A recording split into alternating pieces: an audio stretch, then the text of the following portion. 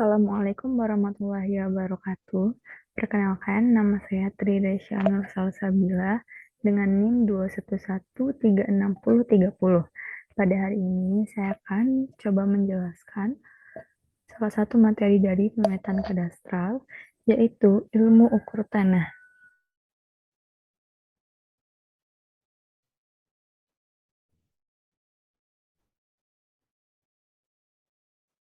Dimulai dengan pengertian di mana istilah dari kata ukur tanah atau pengukuran tanah ini merupakan terjemahan dari bahasa Inggris, yaitu surveying. Secara konvensional, pengertian dasar dari pengukuran tanah didefinisikan sebagai ilmu dan seni menentukan letak atau posisi relatif dari titik ataupun objek di permukaan bumi. Sesuai dengan perkembangannya, pengertian secara umum dari pengukuran tanah merupakan suatu ilmu yang mempelajari metode pengumpulan data dan pemrosesan data mengenai pengukuran oleh objek yang ada di permukaan bumi dan sekitarnya, sehingga jelas letaknya, posisi secara lengkap. Definisi dari ilmu ukur tanah adalah suatu ilmu yang mempelajari tentang metode arah horizontal maupun vertikal dalam rangka menentukan kepastian letak posisi relatif dari objek tersebut dan menyajikan informasi pada suatu bidang proyeksi atau bidang datar dengan menggunakan skala dan aturan tertentu. Mengenai istilah objek di permukaan bumi ini dapat diartikan sebagai semua objek yang ada pada permukaan bumi maupun di bawah permukaan bumi, termasuk di dasar laut yang dipilih sesuai dengan keperluannya. Pengukuran untuk menentukan koordinat atau posisi horizontal titik di lapangan dinamakan dengan pengukuran horizontal, sedangkan pengukuran untuk menentukan ketinggian atau posisi vertikal di titik lapangan dinamakan dengan pengukuran tinggi. Lanjut kepada unsur utama dari pengukuran ilmu tanah. Unsur utama yang berkaitan dengan aktivitas pengukuran tanah ini meliputi pengukuran jarak dan pengukuran sudut, di mana aktivitasnya bertujuan untuk pertama, menentukan posisi horizontal titik tetap maupun objek di permukaan bumi. Kedua, menentukan posisi vertikal atau elevasi titik tetap maupun objek di permukaan bumi, baik di atas maupun di bawah bidang referensi atau datum ketinggian. Ketiga, menentukan arah dari suatu garis atau jalur. Keempat, menentukan panjang garis. Kelima, menentukan posisi garis batas. Keenam, menentukan luas wilayah yang telah dibatasi garis tertentu. Dan terakhir, pembuatan peta berupa bumi suatu wilayah.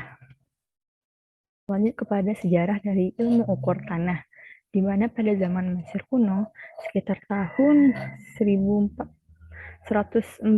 tahun sebelum Masehi, pekerjaan dari pemetaan tanah dilakukan untuk keperluan perpajakan, atau dalam istilah sekarang disebut dengan pemetaan kadaster. Setelah Perang Dunia ke-1 dan kedua, pengukuran tanah berkembang lebih jauh lagi. Hal ini juga sejalan dengan perkembangnya teknologi dan informasi kala itu. Peralatan konvensional digantikan peralatan yang serba otomatis dan elektronik. Begitu juga untuk pengolahan datanya yang dilakukan dengan metode yang sudah mulai terkomputerisasi, Old Theodolit.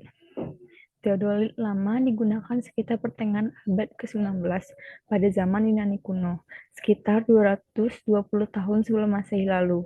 Sejarah mencatat bahwa Eratosthenes adalah orang pertama yang mencoba menghitung dimensi bumi.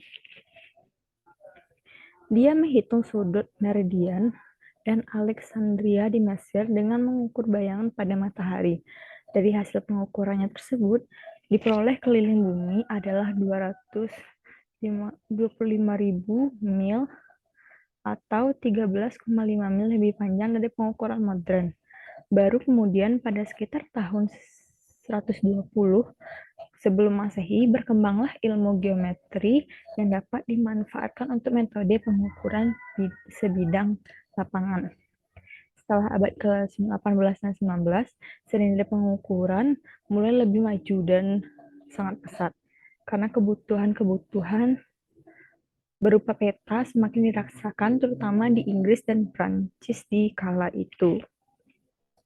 Lanjut kepada jenis pengukuran. Pengukuran terbagi atas beberapa cakupan elemen alam. Yang pertama adalah pengelompokan pengukuran dalam kategori sebagai berikut. 1. Pengukuran daratan atau land surveying yang termasuk dalam kategori land surveying diantaranya adalah pengukuran topografi dan pengukuran kadastar. Kedua adalah pengukuran perairan.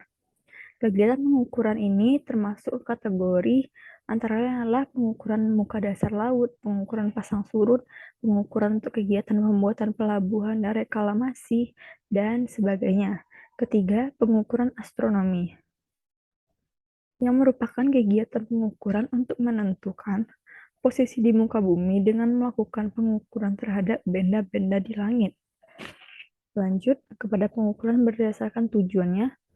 Yang pertama adalah pengukuran untuk keperluan teknik, kedua pengukuran untuk keperluan militer, ketiga pengukuran pertambangan, keempat pengukuran geologi, kelima pengukuran arkeologi, dan lain sebagainya. Lanjut kepada pengukuran berdasarkan luas cakupan area, di mana terbagi atas dua kategori. Yang pertama adalah pengukuran area kecil. Yang dimaksud dengan area kecil ini adalah area yang luasan di bawah 37 km dikali 37 km. Karena pada pengukuran area ini, rupa bumi dianggap datar sehingga unsur kelengkungannya dapat diabaikan. Pengukuran ini juga dikenal dengan istilah plane surveying. Yang kedua adalah pengukuran area besar, di mana pengukuran ini terdiri luasan di atas 37 km kali 37 km dengan memperhatikan unsur kelengkungan bumi dan perhitungan matematisnya.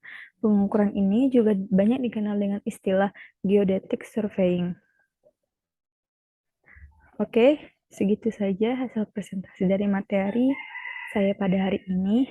Mohon maaf bila ada kesalahan kata. Wassalamualaikum warahmatullahi wabarakatuh.